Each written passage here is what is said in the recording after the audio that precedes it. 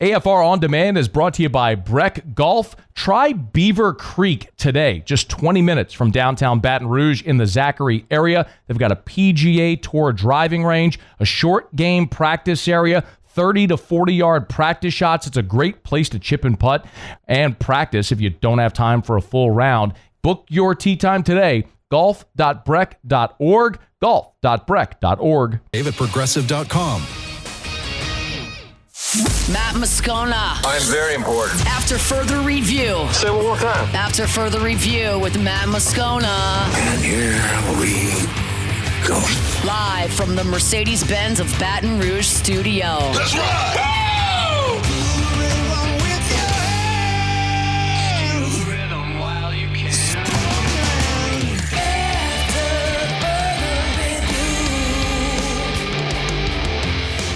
Hour 3, off we go. Welcome aboard. Glad you're with us. AFR, presented by Decision Critical Concierge Nursing in Baton Rouge. I'm Matt.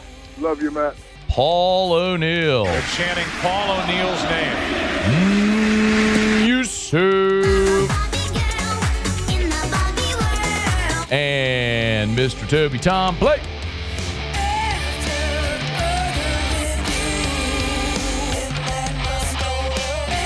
All right, we're here. Glad you are as well. Get out there and make it a good one. 5 o'clock quitting time. Glad you're driving home with us. Saints are back on the practice field for OTAs. There was media availability. Sean Fazende was there. He'll join us in about 15 minutes. Every Thursday, we chat with Kendall Rogers, D1 Baseball, and we are now on the eve of the NCAA tournament beginning. Kendall, how are you, man? I'm doing awesome, man. How about yourself? Ready for some baseball, and naturally with regionals starting tomorrow, we'll begin with coaching news. Brian O'Connor, is this happening, this Mississippi State move?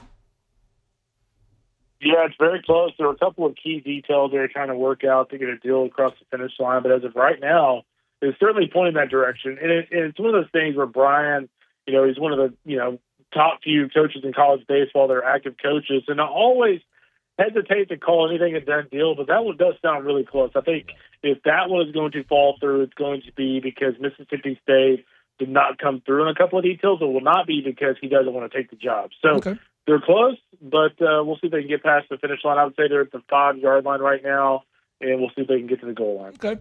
Yeah, I mean, the carousel starts spinning as teams get eliminated and all that sort of stuff. So more to talk about as we get to it. Oh, yeah. Hey, there obviously was a lot of talk about best draw, worst draw, all that sort of stuff. Just maybe a big picture reaction on what you thought about the Baton Rouge regional draw.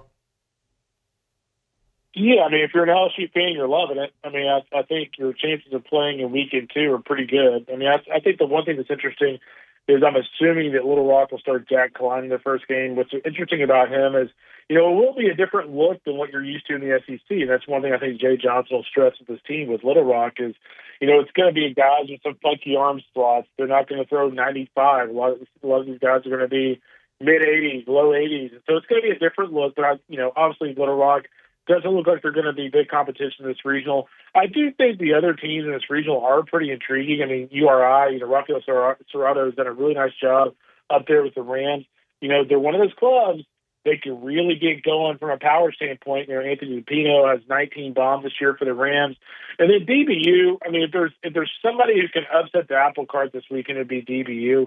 It is not, with the DBU we're used to. If you think to kind of a traditional DBU club, you're thinking potent offense, elite pitching. Their pitching's fine with James Ollinger and company, but it's not elite. And so I think it'll be interesting to see how DBU pitches. But I will say this, DBU has a deep offensive lineup. One of the things that Dan Heathner talked to me about a couple weeks ago was getting Tom Poole back in the lineup. It looks like he is back. Chayton Krause, a big-time bopper in that lineup. And, of course, Keaton Grady and Nathan Humphreys.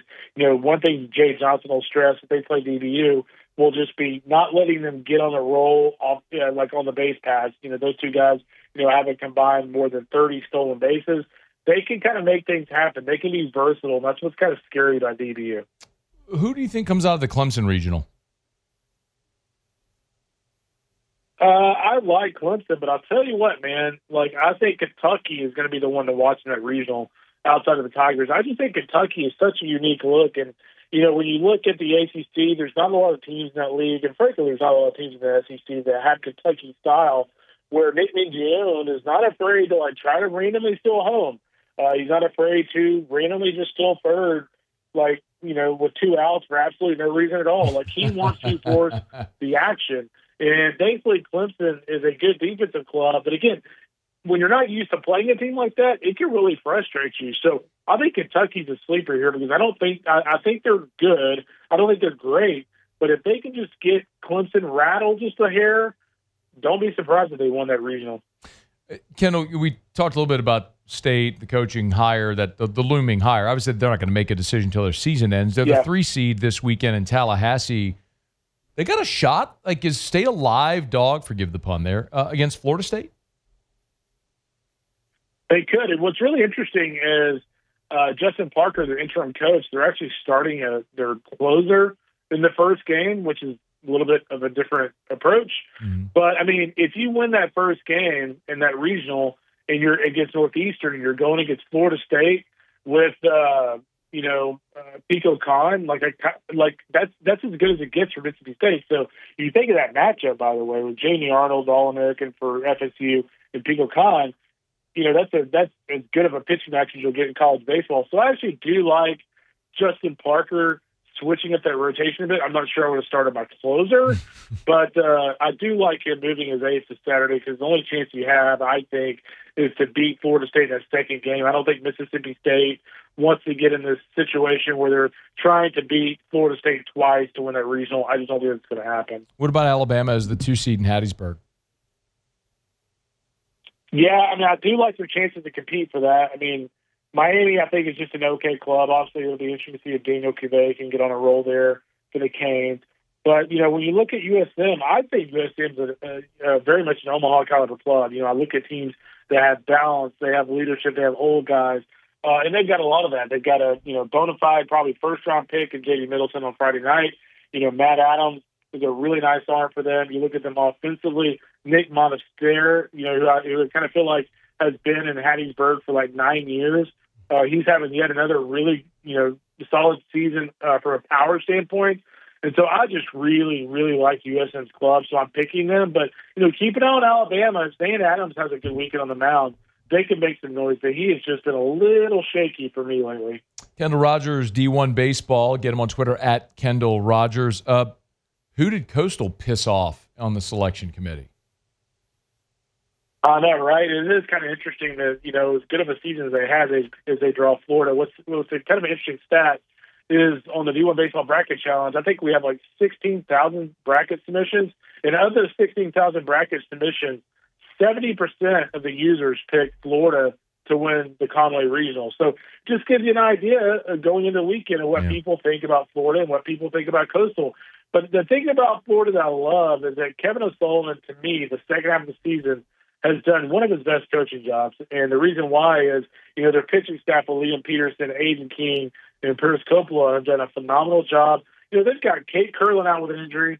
They've got, they've got Luke Hyman out for the year with a fractured forearm. Colby Shelton hasn't been in the lineup. And yet they just continue to win series. They won a series at then number 1 Texas.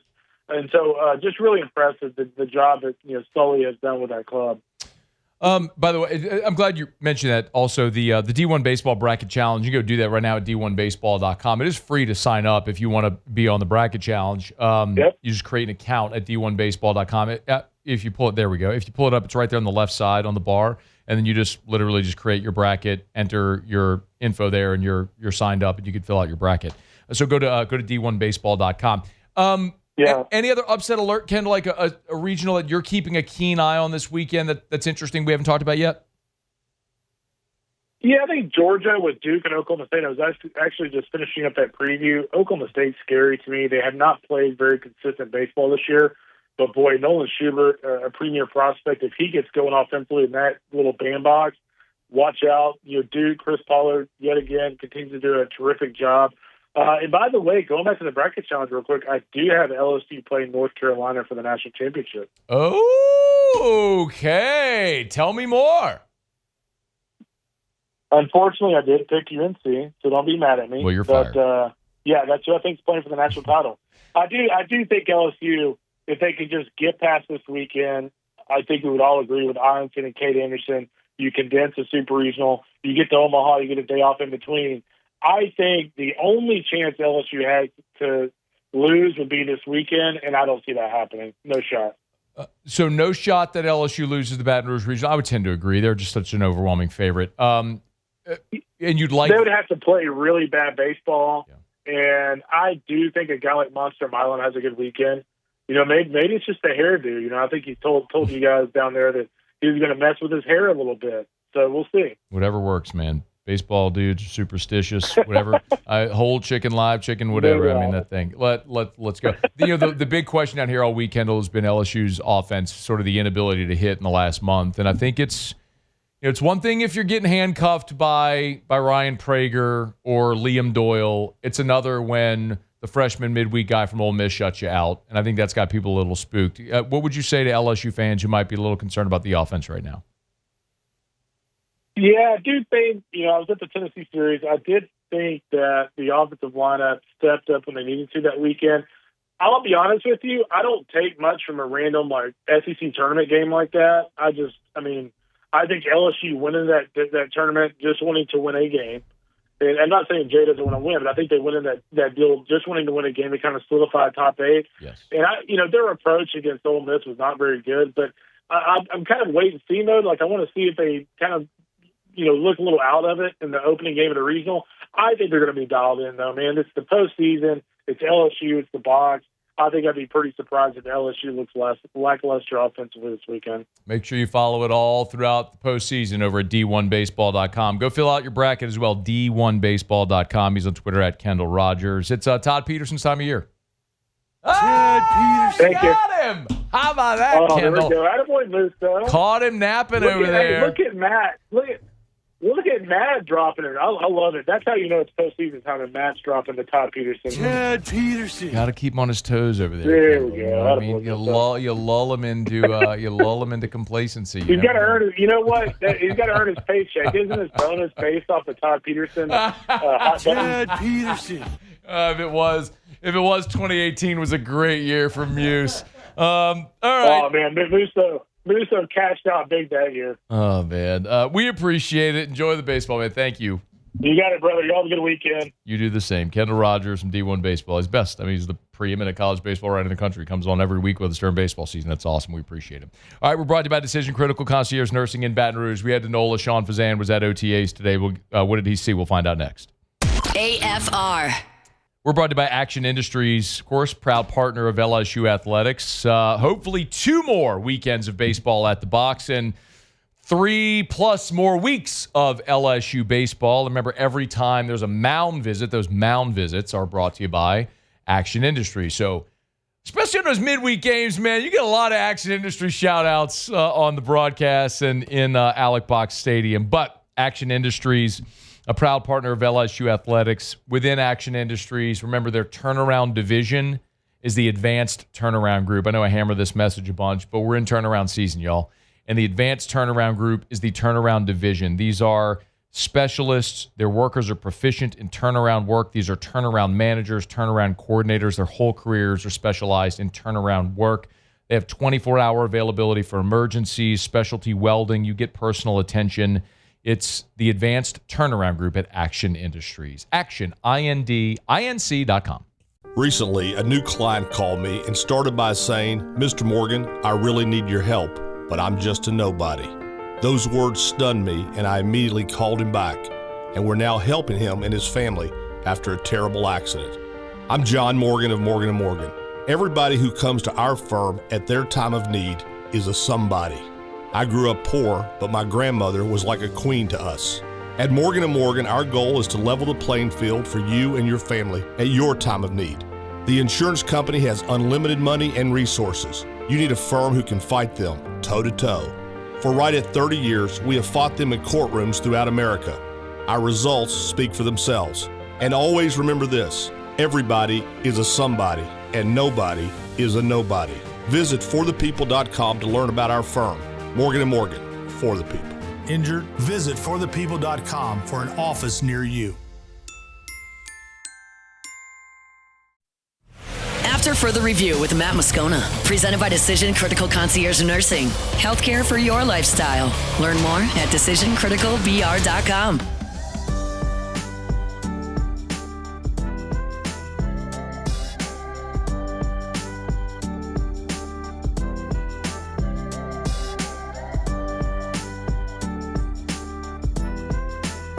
All right, rolling along here. Thursday edition of AFR. Saints are back on the practice field today. OTAs. Our buddy Sean Fazende, Fox 8, was there. Good enough to join us now. Sean, how are you, man? I'm good, man. How are you? I'm doing awesome. Does basically everyone just flock right to the quarterbacks to see those guys? Yeah, and look, they've so far in the limited amounts we've been able to see that they've been sort of the talk of the two practices. So it's natural you gravitate towards the quarterbacks, and their performances have kind of confirmed why we've been watching them so much. So I think all of the above. What'd you see today from the quarterbacks? I saw why the Saints drafted Tyler Shuck, and if you're a Tyler Shuck guy, you saw, well, if you weren't there, but if you know. What was on display was what attracted him, the Saints to him. I mean, the arm talent is very, very, very real. He opened 7-on-7 with an effortless 60-yard bomb to Bub Means for a touchdown during 7-on-7. 2 sessions later, not 2 sessions, but two sets later, if you will, the way they were doing it, the way they were rotating. He did it again to Donovan Peoples-Jones. He had another great throw, kind of on a deep corner route to one of the tight ends where he fit it in nicely. So the arm talent, the confidence, and just sort of the maturity and comfort, I think, is there. Now, he also threw the first interception that we've been able to see with where I think is his biggest vulnerability right now. That's just he's just not quite seeing it in that intermediate between the seams part of the field. That's where he's getting a little jammed up, so to speak, and he was late on a throw and got picked off. But the explosiveness was certainly there. And it's 7-on-7, so you can't get too far. You gotta really temper your evaluations. But just the raw physical talent, I think, was on display today. Right. So in 7-on-7, obviously you don't have a pass rush, which is a huge question in composition. Whenever I hear something like that, though, Sean, my brain goes to, okay, do you praise the offense or are you worried about the defense? So flip it over and tell me on those plays and really in the OTAs today what you saw from the secondary. Well, I do think the offense has been a step ahead during those 7-on-7s, but the 7-on-7 period is generally an offensive period. But even with that, for instance, Spencer Rattler went 10 for 12 today, while Shuck went 9 for 12 today. And this is coming on the heels of 8 for 8 for Rattler last week and 7 for 8 for Shuck. So I think you kind of seen the math here. So, we talked to Alontae Taylor. He kind of said, it's one thing during 7-on-7, but it's a lot different with a pass rush. I would just say, look, they're missing some guys on defense right now. It's geared more towards the offense, but I think at some point that side of the ball's got to catch up a little bit. The two receivers you mentioned there, Bub Means and Donovan Peoples-Jones, are not the receivers I think many of us are expecting to be standout guys. It'd be great if they are. But are you noticing anything from Olave, Shaheed? Obviously, both those guys coming back off injury. Yeah, absolutely. I thought Shaheed today had the most receptions of anyone. He had 3, and it was sort of a quick slant, run after catch type play. It was a middle of the field dig route from Spencer Rattler. He had another one as well. He almost had a 4th one where he got behind a defender. Rattler slightly underthrew him, so the defender was able to close and it was able to knock it away. Chris Olave was really smooth, working at that sort of second level of the field. I thought Rattler's best throw was a deep dig to him today as well. So both of those guys look fully recovered, fully confident, and embracing the new system, the more offensive-friendly system that the Saints certainly have right now. So they've looked good, but again, they're in very favorable positions right now. They can't get hit, and there's no pass rush right now. So it's a good thing, but they are certainly nowhere near a finished product. I'm glad you brought that up. Sean Fazende's our guest. He's on Twitter at Sean Fazende, Fox 8, if you want to give him a follow. Whenever you can't hit, it's why until they put pads on Sean, it's almost worthless to talk about the line of scrimmage. the rotation the line offensively is interesting with Penning moving, but is there anything that you're seeing on either line of scrimmage that's notable so far through the couple OTA practices you've all been able to see? It's just the personnel on the offensive line, in my opinion. I mean, look, we've all been talking about the Trevor Penning skill set. It felt so obvious for a long time that he is a guard. I mean, you talk about how powerful he is, how well he moves going forward, how much he struggles with lateral quickness when he's out there on an island, how much his footwork kind of goes away when he kind of gets crossed up by those edge defenders. He's a mauler in the run game. I mean, he puts his hands on you. I mean, you've seen it a couple times on tape where, I mean, he puts guys like in the ground. I mean, like buries them. So that to me is the most compelling storyline, is the personnel up front, because this to me, and just listening to Kellen Moore, this is the five they're going to go with until otherwise noted, because it certainly feels like that's the five they want to start this season. And I think it's you think about it, you have Banks, who's a natural left tackle, as your left tackle, who's a rookie but still a left tackle. Fuaga's a natural right tackle, and now you have Penning, who shifts again, but he shifts back to his more natural side, and to me is going to be his more natural position. And I think, look, they've had so much investment up front. Yes, this needs to be a strength of the team. They can't just be competent. This needs to be a strength of the team, and hopefully this is the right mix to get those guys. And I'll also say they've got some quality depth with Clapp, Landon Young, and Dylan Radons as well, as your sort of your three. Nick Saldivary's got some starts as well, but I think they've got talent up front, but also, unlike last year, I think they've got some quality depth pieces as well. Sean, a couple more. The guys, you're so right too. I mean, 4 first-round picks, and McCoy's a second round. Like, look at your offensive. Like, this has to be. You have so much invested. Like, they have to be good. Right. Look, Penning's a miss as a tackle. He's a miss as a tackle. Yep. But get something out of him. This is also the time of year where you can start to maybe see some off-the-radar guys, rookies, UDFAs, just start to flash a little. Has anybody caught your eye a little off the radar? I like Yarn, the running back, one of the Dakotas, the undrafted rookie, Marcus Yarn. Yeah. I think that's a guy. He's got good vision. He's got some speed that you can work with. It's a guy they really pinpointed during the draft. Had they may have had another pick, possibly they would have gone with him. But he was one that they really valued in the undrafted free agent process, and they didn't have quite as many undrafted free agents because they had such a big class. So to me, that's been the one guy that I look back and say, because he's getting a few more reps because Kamara's not there. So he's a guy I think that's got a skill set that could perhaps translate to this level where he potentially makes the roster. And, who knows after that. So I think of the off-the-radar guys, I think that would probably be the one that qualifies most, just as someone that's done a couple things to stand out. Last thing, observation of the coaches as someone, you've been there for Peyton and you've been there for Allen and Rizzi and now Moore as a first-time head coach, or the assistants. Any observations from Kellen Moore or the staff? Yeah, I think Kellen Moore is not going to be the rah-rah guy. He's going to be more of a relatable type coach where he's close to the guys in age. He's not going to be the yeller. He's kind of walking around. It looked like he was calling some plays earlier. I don't know if he was calling the plays during 7-on-7. I had a chance. I was a little concerned because the few times we had a chance to meet with him in the media, really, especially during the whole Derek Carr fiasco, he was really buttoned up. You could tell he was just trying not to say the wrong thing. But I had a chance to kind of not hang out, but chat with him for about 10 minutes over at the Saints Hall of Fame golf tournament.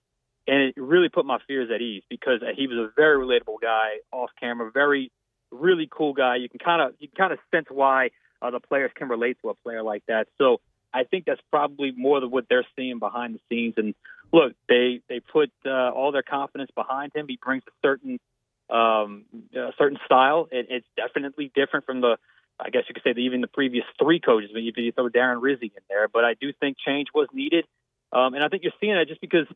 The OTAs, Matt, this is probably the lightest workload I've seen during OTAs. I mean, I've never seen them not do a live 11-on-11 during OTAs in all my years covering the team until now.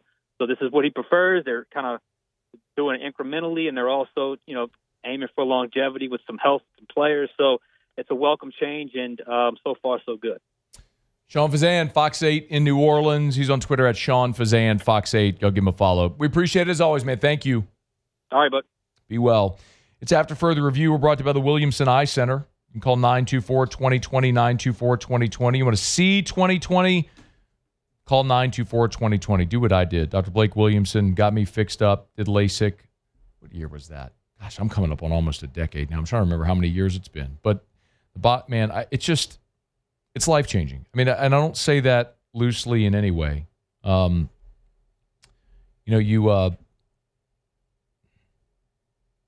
It's not every day that you can do something that literally changes your life, man. And if you spend your whole life not being able to see, which I did, frog in my throat. From the time I was in the 6th grade, I remember is when I first got glasses and then contacts, and you spend your whole life just becoming accustomed with not being able to see, shoving contact lens in your eye and always preparing for what if you lose a lens, what if one tears, how annoying it is when something gets in your contact lens, at night having to put on, when you take out your lens, you have to put on glasses, and then you don't get your glasses prescription updated. So when you have your glasses on, it's hard. I can remember how many times I have to drive at night after I took my contacts out to have glasses on, and it's not a up-to-date prescription. It's hard to see. It's all those things. It's going to the beach or swimming in a pool and being worried about getting splashed in the face because your contact may pop out. I mean, it's just everything. It's being able to sit here and just look at the ticker on the bottom screen or street signs when you're driving and just to wake up and see. It's an amazing thing when you haven't been able to do it. I always equate people. It's like HD TV. Once you've seen an HD TV, you'll never go back to standard def as well. And having had LASIK now and seeing 2020, knowing what this feels like in life, I'll never go back.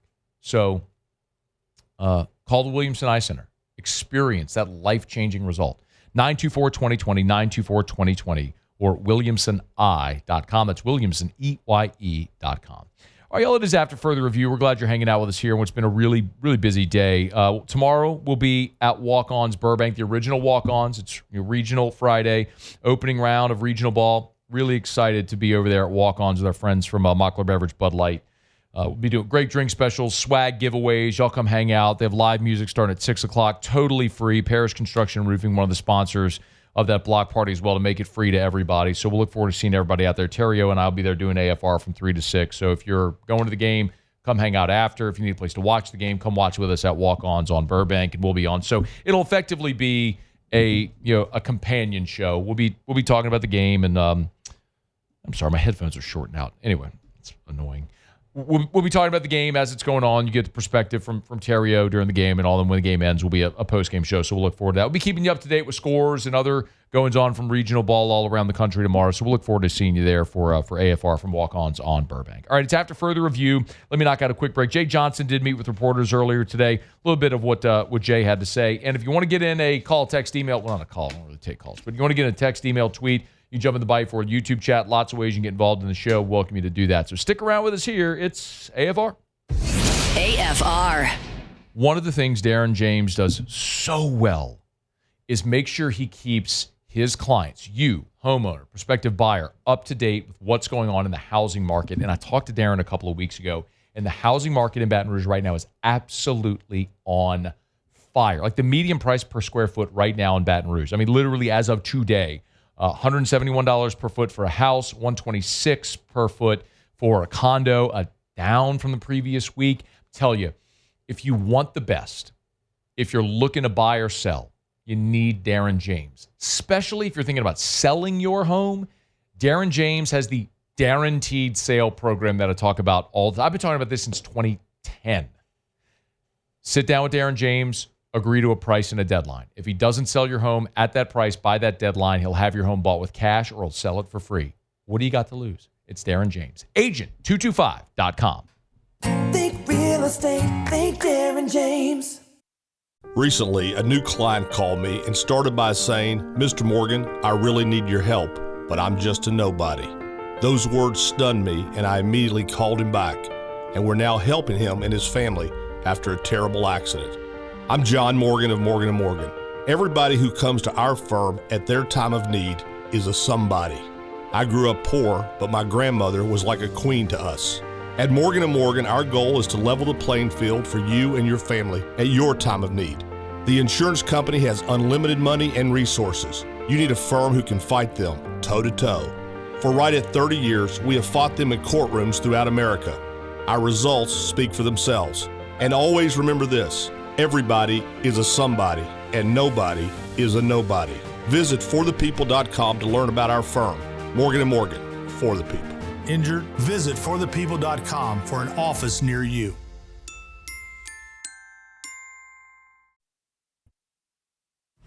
After further review with Matt Moscona, presented by Decision Critical Concierge Nursing. Healthcare for your lifestyle. Learn more at decisioncriticalbr.com. 5'11". Five. Well, I mean, pretty obvious, right? I mean, more automatics, and the opportunity to maybe even steal another one. So I think that's probably, where all of our coaches are. Brian Kelly at the SEC spring meetings, it was in the interview with Hester and the guys on Sirius XM. They were asked him what college football playoff model coaches prefer, and he said 5'11", the 5 auto bids, the 11 at-larges. And he said, at the end, the explanation said, well, the more automatic bids with the chance to steal one. I think he got it backwards, right? I mean, I didn't. Yeah. Is there an angle of that I'm missing? No, because it confused me earlier too. But it does track with what Greg Sankey said earlier in the week that's what the coaches wanted was 5'11". 5'11" is fine. If you're not familiar, 16-team playoff, 5 auto bids, 1 for each of the Power 4, 1 SEC, 1 Big. So the Big 10 champ, the SEC champ, the ACC champ, the Big 12 champ, and the highest ranked G5 champ. That'd be your 5 auto bids, and then 11 at large. Like we talked about yesterday, if you were here for it, you have a higher ceiling, but a lower floor, right? I mean, a couple of years ago with that format, the SEC with Texas and OU would have gotten 7 teams in a 16-team field. Well, the year prior, or I guess 2 years prior, it would have been 3. So you had a lower floor. Maybe, like, I get it. If you're a coach, I get 5'11" because you got a bunch of at-large. Basically, if you're in the top 16, you're effectively guaranteed a spot. Because if you guarantee the Big 12 2 spots, Big 12 probably ain't going to have 2 teams in the top 16. They could, but that ain't a guarantee every year. So you could steal even more bids for your league. So I get it that the access feels like it's there. There's more access available. But from an administrator standpoint, that's counting money. You want salary. You know what I mean? Like, you want what is known revenue. It's like season tickets. Administrators love selling season tickets because they don't have to go try to sell tickets for every game. If the team stinks, then then it's less. You go sell season tickets, boom, that is money in the bank. You got 4 automatic bids for the SEC. That is money in the bank. You can't go over that, but you ain't going under that.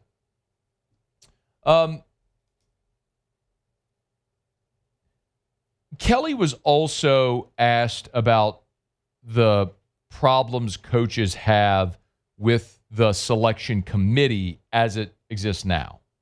Our concerns with the committee is in terms of weighting your schedule. They look at just the right-hand column and what that looks like. A loss is a loss. Not all losses are the same. No. And I know nobody wants to talk about losses, but the truth of the matter is losses are different. And I think we would rather see a cleaner understanding of the process. Look, when I was at Notre Dame, we played for the national championship against Alabama in 2012. That was the computer. It was all computer. Now we've moved very subjective. We're over here. We need to move it back into add some ratings. Bill Conley's got one. The Massey report. I mean, I know we can't do an RPI, but if we can do something that brings the selection process into a finer line, we'd be in good shape. I mean, what Brian Kelly's describing, though, is what the BCS was, because the BCS did combine computer ratings and subjective opinion from voters. Now, in 2003, when LSU and USC had the split deal, after that, the Associated Press said, take us out of your formula. We're not here. This isn't why we're here. Take us out. And so they moved forward with just the coaches poll as part of that formula. But there is a way to do it. I mean, you could have that, a ranking, a subjective ranking, and marry it with a rating. But at least going in, everybody knows the number. I mean, there's like a couple of coaches that have been in Baton Rouge in their respective sports were experts at this. Will Wade and Jay Johnson. Like, they are masters at knowing how to manipulate that number, but they know the deck of cards they're playing with when they start the season. Like Will Wade knew, like he ain't getting a game with Duke and North Carolina, Kansas. So what did he do? Oh, Tennessee State's probably going to win 23 games. And the way that counts in this column of the RPI, blah, blah, blah, boom. Like, I think they played Liberty one year because they knew Liberty was going to win 20 games. Like he knew that, so that's how he stacked his roster because it was going to look better for the net ranking in basketball. So like, if you go into the deal knowing what the rules are, it makes it much easier. The thing that's disgusting, and I ranted about it a couple of years ago, was like Florida State going undefeated, not getting a chance. Why? Because a bunch of goons in a hotel ballroom in suburban Dallas decided they didn't deserve a chance despite winning every game because their quarterback got hurt? What the hell is that, man? Put the shoe on the other foot. Like, what if that was your team? Like, what if that was LSU? That was undefeated, quarterback got hurt, you won the conference championship game with your backup, actually with your number 3, and a bunch of goons in a ballroom decide you don't deserve an opportunity. Yeah, of course it's a problem. That's always going to be the problem with the committee. Like, the answer is the BCS formula. Like, we railed on the BCS, but the problem wasn't the formula. The problem was only 2 teams. So in most years, you had more than 2 deserving teams. The BCS formula with an expanded playoff actually makes a lot of sense. I don't know if they'll ever get back to it, but it's not a bad thought. All right, it's after further review. Glad you're hanging out with us here. Always love telling you about Rouse's. Official supermarket of the New Orleans Saints, Rouse's.com. Baseball tomorrow. Fired up for it, man. You need everything for your game watch, for your tailgate. You can swing on into Rouse's. Maybe you're heading to the box. Remember, there's a Rouse's right there on Burbank and Leeds, where I was last Friday for our remote. Pull on into Rouse's. Maybe you want to grab and go. You want some tailgate trays, catering trays. They can do all that for you, man.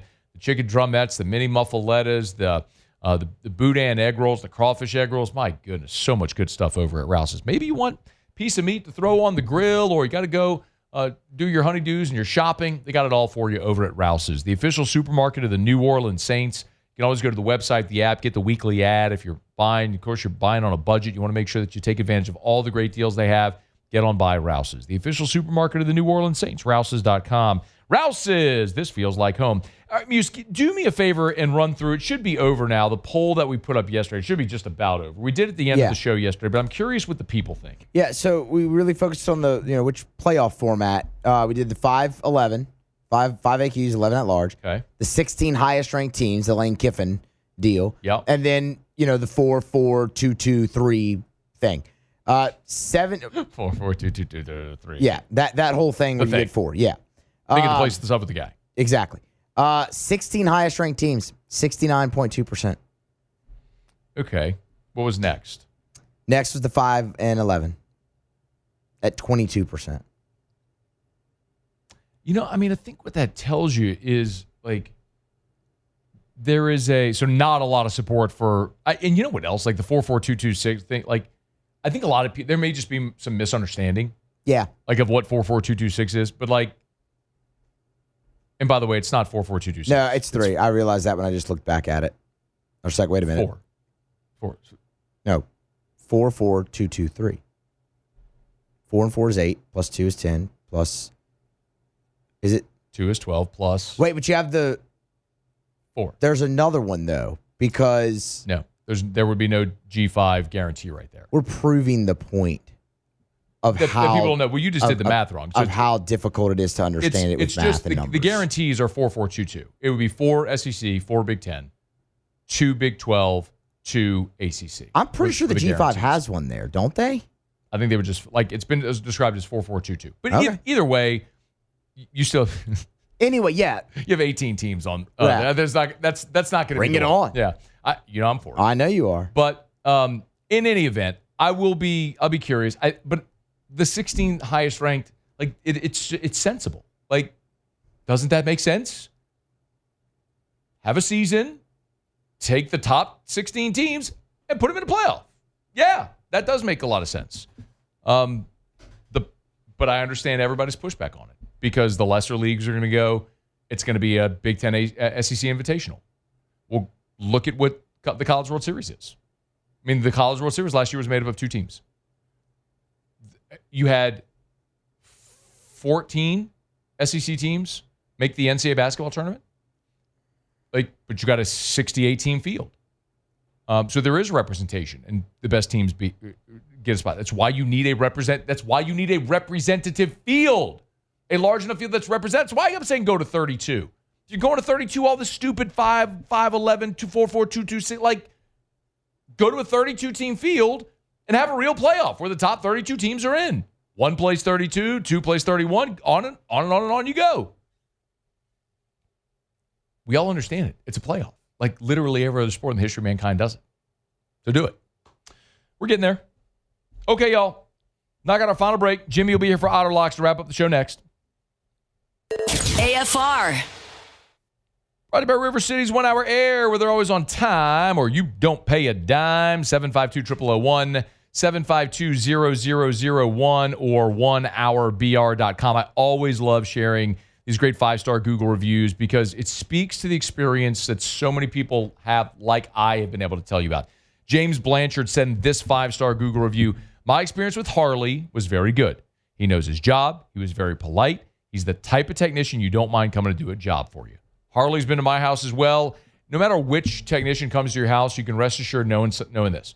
They're expertly trained, and they're going to be on time, responsive. They're going to do great work at a fair price. It's River City's 1 Hour Air. And when you have a technician on the way, you'll get a call, a text, and an email alerting you the technician's on the way with their name, a photo of that technician, and reviews of that technician so you always know who's coming to your home. It's River City's 1 Hour Air. 752-0001. Recently, a new client called me and started by saying, Mr. Morgan, I really need your help, but I'm just a nobody. Those words stunned me, and I immediately called him back, and we're now helping him and his family after a terrible accident. I'm John Morgan of Morgan & Morgan. Everybody who comes to our firm at their time of need is a somebody. I grew up poor, but my grandmother was like a queen to us. At Morgan & Morgan, our goal is to level the playing field for you and your family at your time of need. The insurance company has unlimited money and resources. You need a firm who can fight them toe-to-toe. For right at 30 years, we have fought them in courtrooms throughout America. Our results speak for themselves. And always remember this, everybody is a somebody, and nobody is a nobody. Visit forthepeople.com to learn about our firm. Morgan & Morgan, for the people. Injured? Visit forthepeople.com for an office near you.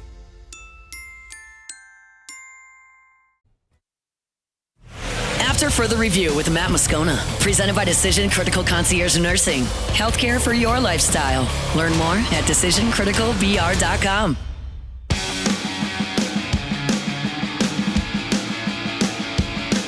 Down the stretch we come, final segment here on a Thursday edition of AFR. We always appreciate our friends at Decision Critical. It's not just healthcare, it's healthcare for your lifestyle. Schedule that discovery call at decisioncriticalbr.com, decisioncriticalbr.com.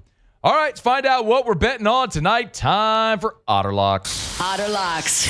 All right, time to win some money. Presented by Total Maintenance AC Repair. Same-day service means you will never sleep hot. 480-1000.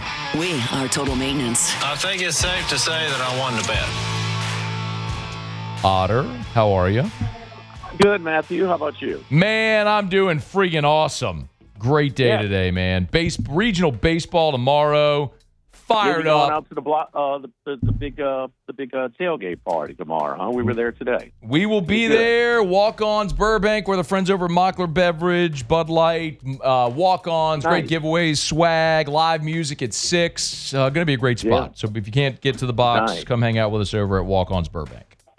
Yeah, we've been tracking what one seeds are throwing their ace and which are pitching down. Sounds like 3-1 right now that they're pitching down against number 4 seed. Imagine that. Yeah, I know. And look, man, this is as weak of a resume for a team to come in as ever with Little Rock. They're so good they dropped the Arkansas from their name. But anyway, they come in, 9th in the league and whatever. But one of the surprises, North Carolina is throwing the ACC Pitcher of the Year against the 4 seed. That surprised me today, but most of the others are pitching down. Let's go to the Garden tonight, huh? The Mecca, huh? Your favorite city that never sleeps. I do love New York. Anyway, you said it closed down too early, right? Well, I mean, that was surprising. It doesn't mean that I love New York any less, but it is a little surprising when you're bebopping around Manhattan at 11 p.m. and people are like, no, we're closed. Sorry. I'm like, I thought this was the city that never sleeps. I can't get a beer? That's crazy. So one thing we do know is that the Pacers are deeper than the Knicks. And the other thing we know is that the pace of play has really been high. And in New York is kind of, been a welcome, welcome dance partner as far as playing this pace from game one. I mean, the last game was game 4 in Indianapolis was the 4th fastest paced game in the playoffs so far, and it's showing on New York a little bit as they're getting tired. A lot of people have criticized Thibodeau with his rotations period, that he plays his starters too long. They were going to eventually suffer fatigue, and maybe it's happening, and it just doesn't add up why they're playing this fast pace. But they'll do it again tonight in front of all the stars. But I'm going with the points, man. I think that this Indiana team they rise to the occasion when they go and play in New York. And New York, just not this year, but traditionally, historically, they lose big games at home for whatever reason. I expect a big effort from New York, maybe in the first quarter. Didn't work out first last night with Minnesota. But I could see New York being the first quarter lead and or even a halftime lead, and then the Pacers winning the game. But we're taking the 4.5 on a straight bet. Also, just underway in Philadelphia. Matt, we're getting the benefit, if you didn't play it earlier, getting benefit now, because whoever loses game 1 of a doubleheader, a lot of people bet the losing team. And that's what happened, as Philadelphia is going from minus 112 to plus 105 or 110. And so it's, Wheeler is good. He's got a better pitcher. Sale has been hurt a lot of his career. He was a Cy Young Award winner last year, but he pitched so much more innings than he has been. And just not quite the same. He's still good, but not quite the same. The better team, best record in baseball, the Philadelphia Phillies at home plus money in our other games tonight. It's they're bottom of the first. Otter. It's the Phillies are minus 135 now. We still got value there. Okay. Nah, I would wait a half inning now. That's a 40-cent move. Yeah. Just because the Atlanta didn't score against Wheeler in the first inning. Okay. So yeah, I would wait till the it was plus money. That's 40 cents for just one scoreless frame. That's too much. That's why you gotta get it at LouisianaSports.net. There you go. Down to minus 120. So patience pays off here. There you go. I think if it's 0-0 at the end of the first, I think it'll be close to where it was, right around even money. Cool. So, all right, tomorrow. Rafino's tomorrow. Yep. Awesome. Yes. We'll have all the starting pitchers. Most of them. Jay Johnson will wait. Charlie almost fell off his bar stool 2 years ago when he announced 1 minute. I think we all did. He was right. Mike Rooney did on ESPN's broadcast. I mean, it was a crazy, careless decision, but it worked out. No. It's easy to be result driven, but I couldn't disagree more. So what? Anyway, that it was the right decision to throw Skeens? No. Okay. I would never. Okay. I got a cannon, a rifle, and a pocket knife. I'm not using my cannon against a team that a pocket knife could be. So, that's what's going to happen tomorrow when they throw Kate Anderson against Arkansas Little Rock. But probably so. I got it. All right, Otter. Man, good luck. Good luck. Thank you, man. All right, Otter and Handy, they'll be at Rafino's tomorrow. So we'll be at Walk-Ons tomorrow. We'll look for you then. Thanks again to Decision Critical Concierge Nursing in Baton Rouge. You missed anything AFR on demand presented by Brett Golf. Muse, Paulie, thanks. Y'all have a great night. See you tomorrow at 3. AFR. It is Thursday. It is 6 o'clock. Supper Club is open. If you're leaving work right now, don't go home. Don't go home. Call your significant other. Tell him or her, hey, honey, going to Supper Club. Come meet me. We don't have a table. That's all right. Open seating at the bar. Let's go have a glass of wine. Let's have a cocktail. Let's have a great meal. Maybe, I don't know. I'm not there right now. Maybe you get lucky. Maybe they have a table available for you. Thursday, usually going into the weekend, can be a really busy night. But if it's a special night, special occasion, anniversary, birthday, whatever, graduation, or just any night. Any night you go to Supper Club is a memorable night. You are creating the memory when you go to Supper Club. So whether you're celebrating something or trying to create new memories, best dining experience, not only the food, but the experience, best place to go is Supper Club. Right there on Perkins near Bluebonnet. SupperClubBTR.com. Recently, a new client called me and started by saying, Mr. Morgan, I really need your help, but I'm just a nobody.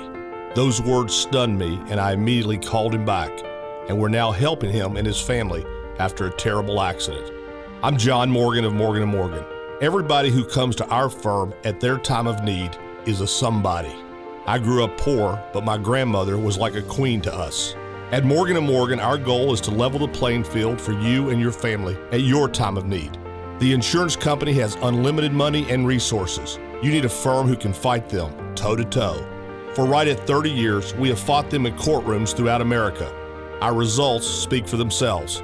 And always remember this, everybody is a somebody, and nobody is a nobody. Visit forthepeople.com to learn about our firm, Morgan & Morgan, for the people.